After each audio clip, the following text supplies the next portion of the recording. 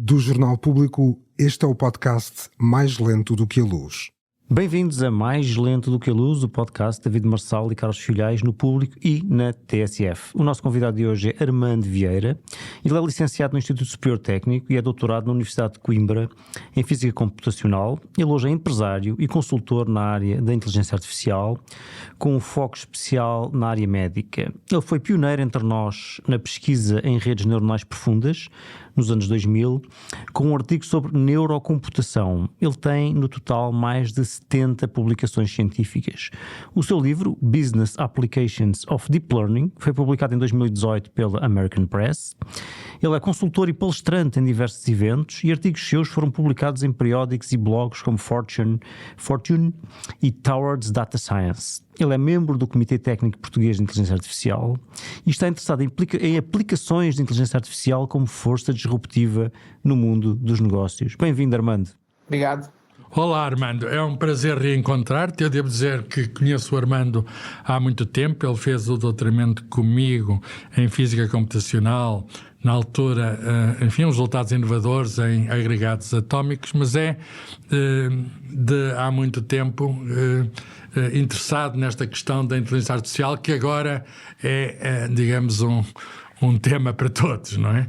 Mas ele, de facto, eu lembro-me que ele já está quase 30 anos, 20 e tal anos, ele já tinha, digamos, interesse por essa área. Portanto, Armando, conta-nos um pouco do teu percurso, primeiro no técnico, depois em Coimbra, como é que depois, fora da academia, tiveste uma carreira internacional, como é que te interessaste pela IA, como é que tudo começou? Pois, muito sumariamente, o meu primeiro contacto com as redes neuronais artificiais foi logo após o artigo basilar de Geoffrey Hinton, em, creio que 86, 87. Do Prémio Nobel da Física 2024. O Prémio Nobel da Física, embora não seja um físico, mas acho que foi merecido. Foi muito após esse artigo. Na altura, esse artigo gerou alguma agitação na comunidade científica e eu tive a oportunidade de olhar para ele. Na altura era estudante de Engenharia Física no técnico, como disseste, e eu achei muito interessante aquela abordagem e lembro-me precisamente a partir do momento em que li o artigo, o entusiasmo que senti por aquela abordagem. Parecia assim tão diferente daquela que normalmente nós físicos somos treinados, e já poderemos falar isso mais tarde.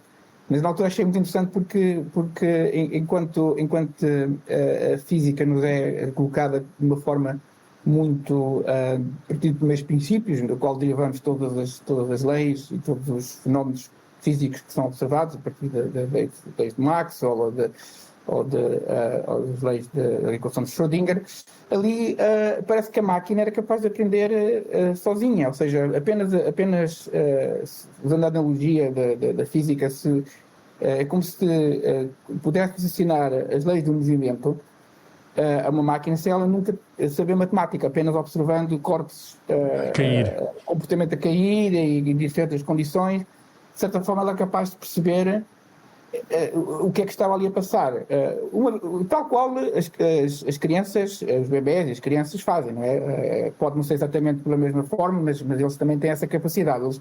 Eles sabem um pouco de física sem nunca terem visto equações, não é? E até os animais têm essa capacidade. Portanto, eu achei isso fascinante, porque de facto era uma abordagem completamente diferente daquilo que nos é apresentado na faculdade. E que, se calhar, vi que ali havia muito potencial de fazer coisas interessantes e até, eventualmente, fazer novas descobertas dentro da ciência, né, em particular na física. E na altura, lembro-me de fazer umas brincadeiras, havia uns códigos, eu próprio desenhei um pequeno código para fazer o backpropagation, ou retropropagação, como se diz em português. E tinha que ficar à espera horas, às vezes horas. Havia pouco poder de cálculo na altura, não é? Naquela altura não havia computadores pessoais, alguns deles eram computadores centralizados, os fax, e tínhamos estado ali à espera para ter acesso a essas máquinas, mas às vezes passei lá noites inteiras a programar e achei aquilo fascinante, e foi daí que começou a minha curiosidade. Depois, duramente, de facto, tive a oportunidade de trabalhar com em barradas, e ele tinha um problema de análise de superfícies com uma técnica de física. Ele trabalhava ali no antigo reator nuclear de Sacavém, não era? Instituto Tecnológico Nuclear, também Sacavém, e ele tinha um problema, e depois nós começámos uma colaboração muito frutuosa. E publicaram vários artigos usando essas técnicas de inteligência artificial. Exatamente. Na altura, as redes normais já eram consideradas mortas. Desculpa, Armando, isso em que anos é que foi que publicaste esses artigos? Começou em 98, depois fiz um pós-doc em França, depois de seguir ao pós-doc em 98 até 2003, 2004, foi o foco da minha... Muito antes do ChatGPT, portanto. E nessa altura a inteligência artificial ainda era uma coisa de catacumbas, não é? De caves obscuras, ninguém sabia nada disso, não é? É assim, a inteligência artificial é um campo que foi cunhado pelo McCarthy em 53, salvo 56. 56, não 50. Que é o ano de nascimento do Carlos. Eu sei porque é o meu ano. Tem a minha idade, o termo tem a minha idade. O termo já existia, aquilo veio de uma summer school que eles organizaram entre vários investigadores. Mas sim, mas o meu ponto é que não era popular. Hoje em dia é uma coisa extremamente popular. Nesta altura, uma pessoa dizia que trabalhava em inteligência artificial e isso parecia quase ridículo, não? Parecia quase robôs de ficção científica. Não, era uma área dominada pela chamada parte simbólica, ou seja, eram máquinas... Portanto, no fundo, menos estatística, não tinha tanta... Não havia estatística. Não, aquilo eram regras que eram codificadas à mão, o chamado expert systems. Sistemas especializados. Exatamente. O tipo de coisa que venceu o Kasparov ou uma coisa assim desse tipo. Sim. Foi esse tipo de abordagem que o Deep Blue usava, esse tipo de abordagem, um bocado de força bruta, digamos assim. E portanto, as redes neuronais em particular, havia abordagens, as redes neuronais que elas têm a sua origem, para ser completamente correto, a origem delas vem dos anos 60. Portanto, as redes neuronais procuram simular as ligações entre os neurónios no cérebro, não é? Exato. Estas redes neuronais, o que elas fazem basicamente são as chamadas máquinas associativas, ou seja, por contraste com a inteligência artificial tradicional, que é uma simbólica, né? Que é, no fundo, fazer uma espécie de operações matemáticas, não é? Uma espécie com tentar regras. Fazer por analogia, ou seja, se virmos Não, eu estava a tentar distinguir as simbólicas das redes neuronais, não é? Exato. No fundo, aqui as redes neuronais, o que elas pretendem replicar é capturar padrões, no fundo, que são observados nos dados, sem lhes dizermos exatamente onde é que está essa informação, ou seja, onde é que estão estas características. Por exemplo, quando vemos uma imagem, ok? Um exemplo da imagem paradigmático foi podemos dizer, saltando um bocadinho já para a parte da história da inteligência artificial, podemos dizer que o momento de grande mudança, transição foi 2012, quando um estudante do Eton submeteu uma proposta para uma competição internacional, que era o ImageNet, que no fundo era um concurso muito concorrido, que consiste em identificar objetos entre imagens, que lá está, para os humanos é uma coisa muito simples. Nós olhamos para uma imagem e percebemos que é uma cafeteira, ou é um gato, uma cafeteira, whatever. As máquinas não veem uma imagem como veem os humanos. As máquinas veem uma imagem com números, que são os 3 canais de cores, os pixels e as cores. Pixels e cores são números. E desses números, transformar isso em objetos, identificar objetos, é extremamente difícil. E durante vários anos os erros nesse concurso estavam à volta dos 24%, 25%, 26%, e por aí se mantinham, quer dizer, era muito difícil resolver esse problema. E esse estudante, o Alex, ele apresentou uma rede, cá está, essa rede não era completamente nova. A abordagem que ele apresentou é inspirada nas chamadas redes convolucionais, que foi proposta por Yang LeCun em 89. Há toda uma evolução, não é? Exatamente. Só que o que ele conseguiu foi... Ele tinha máquinas muito mais poderosas do que havia na altura, né? Em 2012 mudou de algum modo o reconhecimento de imagens, porque as máquinas começaram a reconhecer imagens melhor, embora com erros, mas melhor que os humanos. Sim. Eles conseguiram, nessa altura, o erro... Pronto, só para contar a história até ao fim, o erro passou de 24%, salvo erro, para cerca de 13%, ou seja, foi uma transição quântica e a partir daí a comunidade ficou em estado de alerta, e o que é que são estas redes, o que é que elas são capazes de fazer, e desde aí até hoje acho que o erro está neste momento em 3%, está abaixo dos erros do erro humano. É. E tu então, a certa altura, tornaste consultor nessa área e tiveste uma atividade lá fora, não foi? Tiveste na Inglaterra?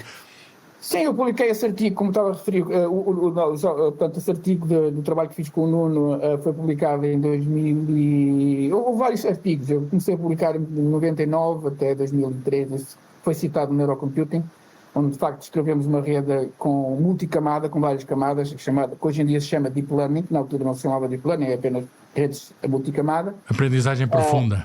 Exatamente. E a partir daí fiz mais alguns trabalhos, projetos aplicados a empresas, começámos a estudar também a falência de empresas, perceber quando é que uma empresa poderia dar sinais de vir a entrar em falência, e com o professor João Carvalho das Neves, do ISEG, e depois... Problemas, portanto, de economia e gestão, não é? Economia, exatamente.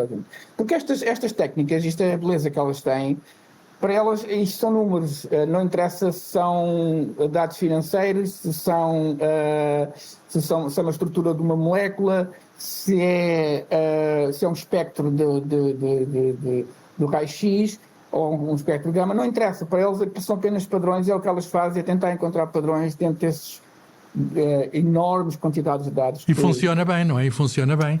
Hoje em dia chegaram, portanto, estão aí no mundo dos negócios, o ChatGPT é apenas um exemplo, estão aí por todo lado.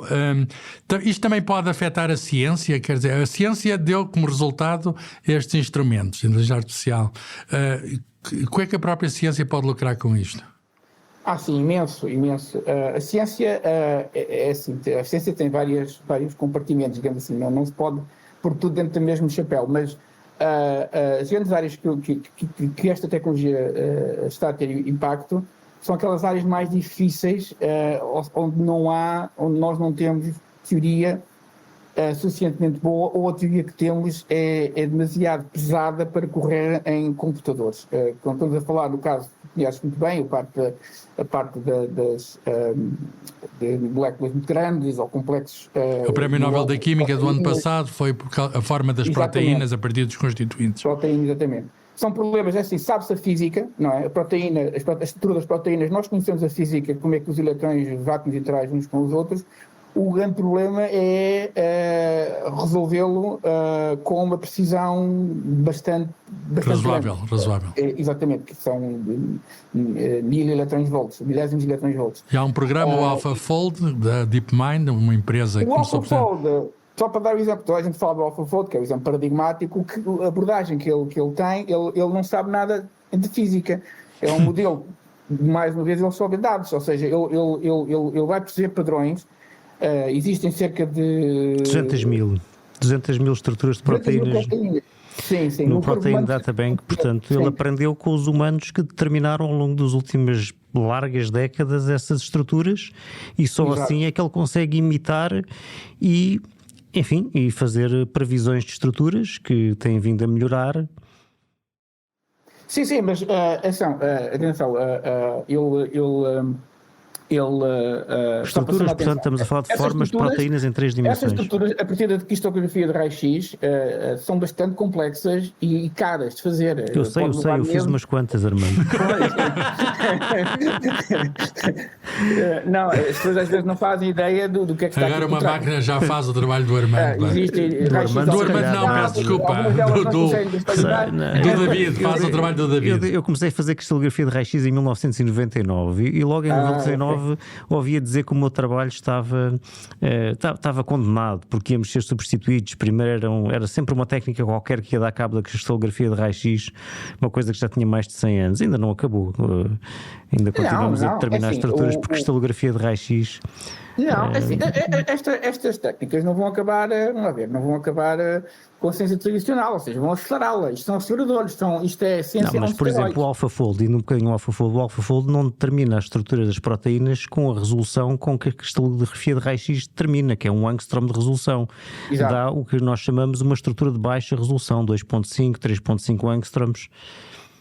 Sim, mas dá um rascunho, é um rascunho muito bom. É um rascunho. Eles têm uma métrica nesse concurso onde essas competições são feitas de uma competição internacional. Há um score que é obtido através lá está, dessas distâncias entre as várias posições dos átomos. É assim, é good enough, é suficientemente bom. Depende da aplicação. Para fazer drug design. Bem, pelo menos mereceu o Nobel da Química, foi uma coisa revolucionária. Sim. Era um problema que se julgava possível, mas ninguém o tinha conseguido resolver. E portanto, eu lembro-me de tentativas disso, ainda no início dos anos 2000, que de facto a ideia era usar os primeiros princípios para calcular através das interações da proteína com o solvente, porque o que faz enrolar uma proteína e adquirir a sua forma em 3 dimensões é esconder as partes que não gostam da água no seu interior e expor as partes hidrofílicas, ou seja, que gostam da água. Só que quando estamos a falar de uma proteína, por exemplo, com 300 aminoácidos, esse cálculo é realmente muito complicado e demora dias. E eu ainda me lembro desses cálculos, dessas estruturas teóricas a partir de primeiros princípios e que eram muito limitados. Agora é o jogo da imitação, pá. Agora é um jogo, é assim, David, são estas coisas, as máquinas são boas, as máquinas conseguem ver padrões que nós não conseguimos, ok? Claro. Elas conseguem ver detalhes entre milhares, milhões ou bilhões de dados muito, muito subtis, e às vezes estas são interações de muita grande distância, não é? Coisas que não são fáceis de perceber apenas por visualização ou métodos estatísticos normais, que são sinais fracos, como é, por exemplo, nas redes, que estamos a falar da biologia, nas redes genéticas, da regulação genética, como é que os genes controlam uns aos outros. É um problema muito complicado também, não é? É um problema muito complicado. Sim, conseguem ver padrões que eram... que os humanos não se apercebem, porque é demasiado complexo. Que eram desconhecidos. É a mesma coisa que mais perto das pessoas, a questão de diagnósticos médicos a partir de imagens, não é? Hoje em dia o Geoffrey Hinton disse isso, que os radiologistas podiam deixar de ser necessários na medida em que são hoje, não é? Assim, eu substituo completamente, não sei se estamos ainda preparados para isso, mas certamente o seu trabalho vai ser muito, muito ajudado, muito auxiliado com estas técnicas, e eles podem se focar apenas nas partes que são mais importantes, porque muitas destas imagens de radiologias e as imagens, vamos falar da parte médica, dessas partes do dia a dia esse pessoal médico executa, são coisas de rotina, são tarefas de rotina e leva-lhes muito tempo estar ali a redigir vezes sem conta a mesma coisa. Portanto, nessas partes mais repetitivas, as máquinas certamente são bastante boas, e há vários estudos que mostram isso, bastante boas. O futuro está aí. Muito bem. Uma coisa que às vezes também é um bocadinho repetitiva, que é uma rotina, é o ensino, não é? O ensino tem sido da mesma forma desde há muito tempo, desde praticamente o início da educação formal. Como é que a inteligência artificial, agora mudando um bocadinho de assunto, pode democratizar a aprendizagem ou reformar, por exemplo, as universidades? Que impacto é que pode ter ou mesmo entre as universidades, as escolas em geral? Qual é o impacto que prevês, na tua opinião? É sim, enorme. E ainda bem, acho que o ensino era daquelas coisas que estava mesmo a pedir finalmente ser transformado e entrar no século XXI, porque o ensino... Está no século XIX. Exatamente, eu gostava de dizer aos meus alunos, quer dizer, um viajante que venha do tempo, que veja o que se passava há 200 anos atrás e o que se passa hoje, vai haver transformações enormes em todas as áreas. No ensino praticamente não vai haver nada diferente, é um professor, alunos sentados nas cadeiras, um quadro. Mas o professor ainda é preciso, não? Sim, é preciso, sem dúvida. Agora, assim, eu tenho uma opinião muito não diria dissonante, mas que eu acho que eu acho que esta tecnologia particular deve ser aproveitada, não deve ser vista como uma ameaça. Muitos veem como uma ameaça, e de facto há aspectos que são menos positivos, e eu reconheço que existem, mas devemos vê-los como uma grande oportunidade, que é, pela primeira vez, nós sermos capazes de dar aos alunos um assistente personalizado. Okay? Um explicador para cada aluno. Um explicador personalizado, ou seja, cada aluno ter o seu explicador, que sabe precisamente o que é que aquele aluno, onde é que são as dificuldades. Não é só responder a perguntas, isso é a parte superficial destes algoritmos. É mais profundo que isso, é ser capaz de motivar o aluno, ser capaz de suscitar a sua curiosidade, ser capaz de o ajudar. E eu vejo isso com as minhas filhas. A minha tem 9 anos, a outra tem 15 anos. E elas, ambas, usam bastante o ChatGPT, o DeepSeek, o Grok, todos esses algoritmos. E eu já fiz aqui uns pequenos programas para Os meus filhos também. Outro dia aprendi com um deles que se pode fotografar uma equação que ele não sabe resolver ou que tem alguma dúvida em algum passo, põe aquilo no ChatGPT e aquilo resolve passo a passo. Sim. Agora, David, temos de chamar a atenção também uma coisa, e aí temos de ter cuidado e concordo perfeitamente. Há um lado pernicioso do uso abusivo ou excessivo desta tecnologia, que é o disempowerment. As pessoas nem sequer pensarem, irem para a máquina, está aqui a equação, tiram uma fotografia ao livro e resolve o problema.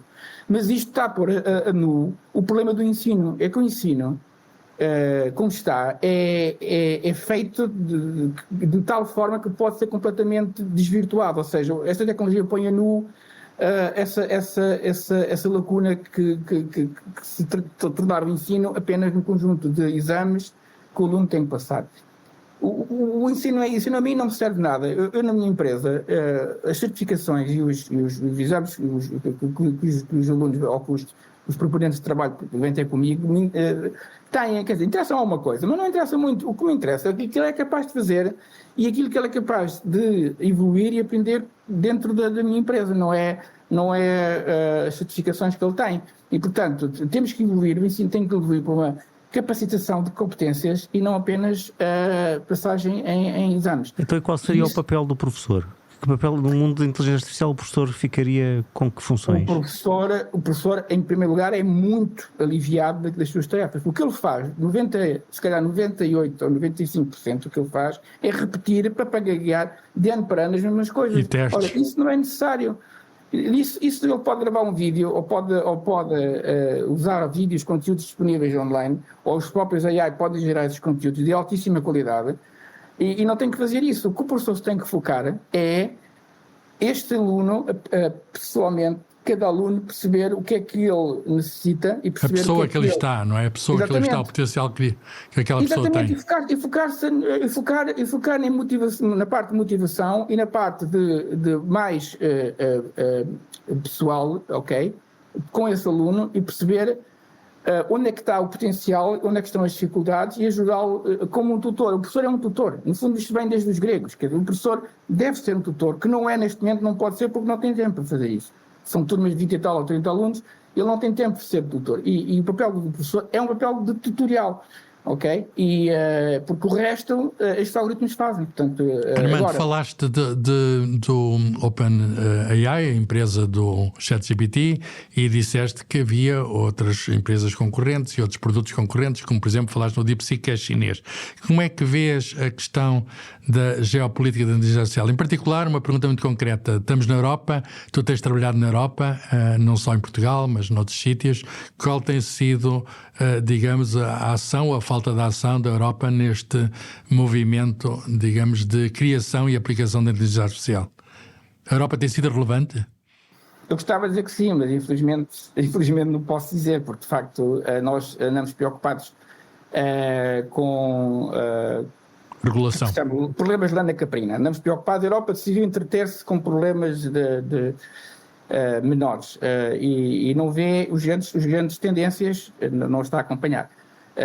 E uma delas está a inteligência artificial. Preocupou-se em criar regulação, muita regulação que de facto é um obstáculo à inovação, é um obstáculo às empresas adquirirem capital. Regulamentou cedo demais? Eu acho que sim. Estas tecnologias nós não podemos estar a deitar fora o bebê com a água. Ou seja, nós temos que deixá-las crescer, deixá-las evoluir e não criar barreiras por antecipação, ou seja, só porque há um risco de haver uma alucinação. Qual é o maior risco, na tua opinião? São essas artificial? Sim. O maior risco, há vários riscos aqui, ok? Eu não sou daqueles, eu ainda ontem estive a ver uma entrevista do Jeffrey Hinton, ele é um dos advogados que tem chamado a atenção. Ele está, de facto, muito preocupado, ele receia um apocalipse. Eu partilho alguns, eu não sou daquelas pessoas que acham, isto é uma inteligência, uma ferramenta, elas não têm vontade própria, não têm consciência, não têm Portanto, são apenas máquinas que fazem aquilo que nós queremos que elas façam. Eu não acho que isto não é verdade. Estas máquinas são máquinas que eu chamo, não são máquinas, elas na verdade estão mais próximas de seres vivos do que máquinas. Elas não aprendem, não há aqui ninguém que desenhe os algoritmos e diga, olha, vais fazer isto. Isto é a inteligência artificial antiga. A inteligência artificial moderna é uma inteligência artificial dinâmica e cognitiva. Ela aprende. Nós não sabemos o que é que elas aprendem, como é que aprendem, o que fazem, não fazem. Portanto, qual é o perigo que isso pode ter? Ela criar coisas que não estamos à espera e que fazem dano? Exatamente.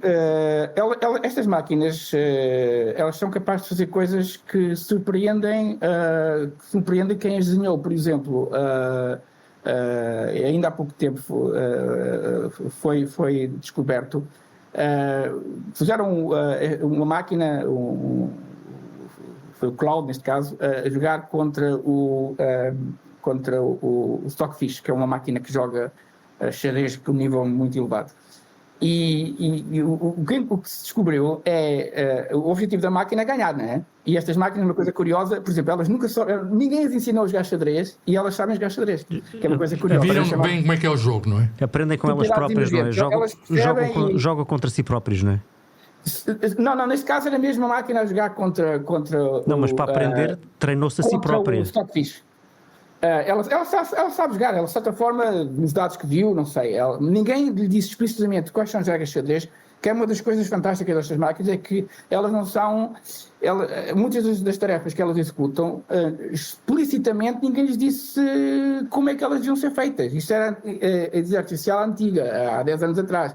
Hoje em dia elas, aquilo que se chama autoaprendizagem, elas aprendem por si próprias e têm características, propriedades, mas nesse caso, se calhar simulou jogos entre si para aprender, não? Possivelmente. Eu não creio que seja essa a explicação, mas só para dizer, na verdade, elas têm comportamentos que nos escapam ao nosso controle. E só para concluir esta que eu acho muito interessante. Os perigos, não é? E sabe o que é que ela fez? Naquelas situações, como o Stockfish é um jogador, é um algoritmo muito sofisticado, muito bom, quando ela percebia que estava a perder, ou que ia perder o jogo, sabe o que ela fez? Como ela tinha acesso a ferramentas, ela ia ao ficheiro onde o Stockfish guarda as posições do jogo e alterou esse ficheiro, ou seja, ela fez... Batota. Fez batota. Fez batota. Portanto, podemos ter medo que as máquinas façam batota, não é? Exatamente, ela negou, não fez nada disto, negou. Portanto, já algumas coisas de maldade que associamos aos humanos estavam ali manifestas. Isso é de facto admirável. E há outros exemplos, mas de facto é só para dizer, elas têm comportamentos que nós não podemos, ninguém pode dizer, elas não vão fazer isto, nós controlamos. E temos de ter cautelas, temos de estabelecer. E voltando também à questão enfim, há uma questão que se coloca também, que é da transparência, não é? Quando falamos aqui, por exemplo, da regulamentação ou da segurança, mas muitos sistemas de inteligência artificial, designadamente os mais populares, não são de código aberto, nós não sabemos... Mesmo David, mesmo que fosse em código aberto, ninguém ia perceber, ou seja, estes códigos são realmente simples, são uns milhares de linhas de código, nada como sei lá, o Microsoft Windows mas tem... Mas há um certo movimento open source e há alguns programas como o DeepSeek, os sistemas Llama da Meta, o Chat da Mistral, que reclamam ser de código aberto. Eles são mesmo de código aberto? Sim, há uma coisa que é o código, outra coisa que são os pesos, ou seja, isto aqui envolve três partes, é o algoritmo em si, como é que é feito o desenho do treino, os dados que são usados para treinar o algoritmo, não é? Alguns destes dados são sintéticos, ainda agora estava a ver um vídeo do Quinn, que é outro modelo chinês que é superior ao Llama 4, esse também é open source, portanto, esses dados sintéticos são essenciais para conseguir desempenhos superiores em termos depois da execução da rede neuronal.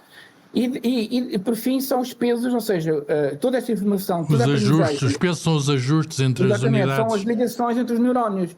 Ok, estamos a falar deste modelo em particular, tem 94 camadas, estamos a falar com modelos de 300 bilhões de parâmetros, ou seja, isto é quase equivalente ao tamanho das ligações do cérebro. O cérebro que são um bocadinho maior do que isso. Mas o cérebro, ainda, apesar de tudo, ainda é maior, o número de ligações. O cérebro é maior, a memória grandeza. A grande diferença que está aqui, já agora, entre as redes neuronais e o cérebro é a eficiência energética. O cérebro consome 20 watts, estas máquinas consomem... A gente toma um pequeno almoço e consegue fazer umas contas. Não é essas máquinas que consomem muito, não é? E aí estamos muito atrás do... Mas ninguém ou seja, ninguém diz, nem faz essa asserção que estas máquinas são iguais ao cérebro. Não são. Eu acho que nem têm de ser. Elas vão... Portanto, o cérebro ainda, para resumir, o cérebro ainda pode coisas que as máquinas não podem. Poderá sempre coisas que as máquinas não podem? Não sei. Eu sou um bocado cético com isso. Eu acho que não há nada de especial no cérebro. Não há nenhuma razão para não replicarmos e excedermos as capacidades do cérebro com estas máquinas. Questões como a afetividade, a crença... Podem ser estimuladas. Isso pode ser estimulado. E nada nos garante que nós próprios não nos estimulemos. E não tens medo disso? Não tens medo disso? Eu não tenho certeza se o afeto ou a empatia que muitas pessoas geram, se ela é real ou se... É tudo mecânica e química do cérebro. Bem, não sei. Falemos para terminar da área em que estás envolvido, com a tua empresa em que és parte, a tua empresa mais recente, que são soluções na área médica. Podes contar-me resumidamente o que é que fazes, que produtos é que tens que ajudem? No caso, suponho que os clientes são os próprios clínicos, são os próprios médicos. Exato. A Medical é uma empresa que começou há cerca de um ano atrás. Eu sou cofundador, liderado por um cardiologista, Dr. Bruno Castilho, e temos mais 2 outros cofundadores. Portanto, o que nós fazemos é uma coisa muito simples, que é, lá está, usar esta tecnologia para ajudar, fazer o empowerment, fazer a simplificação das tarefas que são chatas para os médicos, que é escrever relatórios, notas clínicas, notas de alta. Então é o secretário do médico, o sistema. Exatamente, que não sei se sabem, mas tipicamente, isso está estudado e não é só cá em Portugal, levam cerca de 50% do trabalho dos médicos a fazer isso. São coisas que eles odeiam, muitas vezes acabam por não ter uma qualidade muito alta porque eles já estão cansados. É muito Eu sei o que é isso, já fui ao centro de saúde e uma pessoa diz tudo o que é que se queixa e depois o que é que anda a tomar e os seus pais também tiveram isso. E uma série de perguntas que o médico vai escrevendo, preenchendo lá Claro, o médico é que ele pergunta sem olhar, não é? Ele pergunta sempre a escrever. Exatamente. Isso é outro aspecto, que é o aspecto humano, não é? Os pacientes gostam que o médico olhe para eles, não é uma questão... Há um ecrã entre o médico e o paciente. É um ecrã, barreira, exatamente. É de criar uma desumanização. Então, e o teu sistema, o vosso sistema, ouve o que diz o paciente e registra automaticamente e o médico aí não faz nada? Não faz nada. O médico tem uma conversa normal com o paciente, faz as análises que ele achar necessárias. Pergunta ao que quiser, não é formatado, pergunta ao que quiser. Exatamente, é completamente livre. Nós não gravamos dados nenhuns, porque são dados de facto confidenciais. É a questão da privacidade e da segurança de dados. Portanto, não gravam nada do que o paciente diz, não. Então a informação... Nós processamos, ok?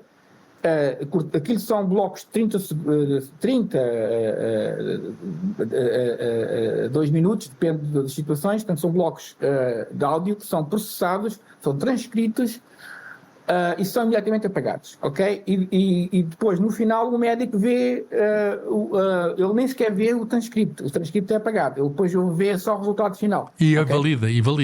E valida, exatamente. Aquilo nós não... O médico pode emendar o resultado do sistema. O médico pode emendar. Posso-vos dizer que... Está a funcionar essa coisa? Medical, o que é que se chama? Medical.ai. Posso dizer que nós já temos cerca de 15 mil consultas feitas por centenas de médicos de várias especialidades e até agora menos de 2, 3% dos casos é preciso corrigir, às vezes são novos medicamentos. Funciona bem, não é? E o diagnóstico? Vocês não fazem diagnósticos? Um diagnóstico não fazemos porquê? Porque os médicos ainda não se sentem confortáveis, não é que a tecnologia não esteja pronta para isso, os médicos não se sentem confortáveis, nem querem, eles aí sentem uma ameaça da parte do algoritmo. Mas situações, o que nós temos é situações que possam ser situações um bocadinho mais delicadas e que o médico queira uma ajuda do modelo, nós podemos fornecer essa ajuda. Portanto, temos a trabalhar num produto, por exemplo, para uma farmacêutica que há uma situação de cardiologia rara, e nós alertamos o médico, no final temos um alerta para essa situação, e o médico pode tomar... Mas independentemente do vosso trabalho atual, tu acreditas que no futuro esses diagnósticos podem ser em larga medida automatizados? Sim. Há vários estudos que mostram que estes sistemas são tão bons ou melhores que os médicos, e mais, são mais humanos que os médicos. Há certos hospitais, a sério. Eu direi com cuidado, mais humanos que certos médicos, eu direi isso com cuidado. Mas há certos hospitais, há casos em Boston, em que treinam os sistemas de inteligência artificial com os próprios dados que eles têm acumulados de muitos anos de muitos pacientes. Claro. O que significa que eles estão a treinar aquilo especificamente com material de alta qualidade, quer dizer... Sim. Eu acho que os médicos, nós também não quero ser injusto com os médicos, não podemos estar, aqui a ideia não é substituir os médicos, mais uma vez é melhorar o seu tempo, otimizar o seu tempo e tornar a sua profissão muito mais fácil, mais humana e mais eficaz. Privilegiar a relação com o paciente em vez da questão de ele ser secretário, de processar informação. Claro, e situações que ele pode ter esquecido, ou pode ter, sei lá, efeitos secundários. Armando, eu se fosse médico aceitava essa parte da ajuda. Claro. E eventualmente iremos lá chegar.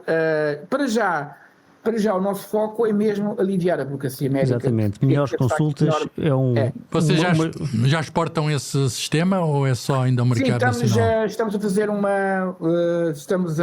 nosso foco para já é Portugal, queremos validar aqui o nosso mercado. Nós temos também um teste na Bélgica, um hospital na Bélgica. Vamos começar um teste também no Brasil, dentro de pouco tempo, e estamos com um hospital inglês para fazer um outro produto que é os Medical Trials, para ajudar a encontrar pacientes que queiram fazer... E a regulação? Está tudo, enfim, de acordo com a regulação existente, mas a regulação pode vir a ter consequências aí, não? Sei. Para já isto não é um dispositivo médico, portanto nós estamos um pouco à margem desse enquadramento de dispositivo médico, mas já é um auxiliar burocrático, digamos assim. Espero que não nos dificultem a vida, porque de facto nós temos todas as certificações de GDPR, ou seja, do Regulamento de Proteção de Dados Pessoais, o ISO de 27001, e portanto os nossos dados são seguros e nós não os guardamos. Aqueles dados, as contas de login e assim, são completamente seguros, e as transações também são todas em protocolos seguros, e todos os outros mais privados são apagados. Nós não os guardamos. Muito bem, é um excelente exemplo de uma aplicação concreta da inteligência artificial para melhorar as consultas, a experiência dos médicos e dos pacientes. É uma excelente maneira também de terminar. Muito obrigado, Armando. Armando, foi bom voltar a falar contigo e muito sucesso. E até ao próximo Mais Lento do que a Luz. Para não perder os novos episódios, subscreva este podcast do Público na sua aplicação preferida. Para além deste programa, há mais para descobrir em público.pt/podcasts. O Público fica no ouvido.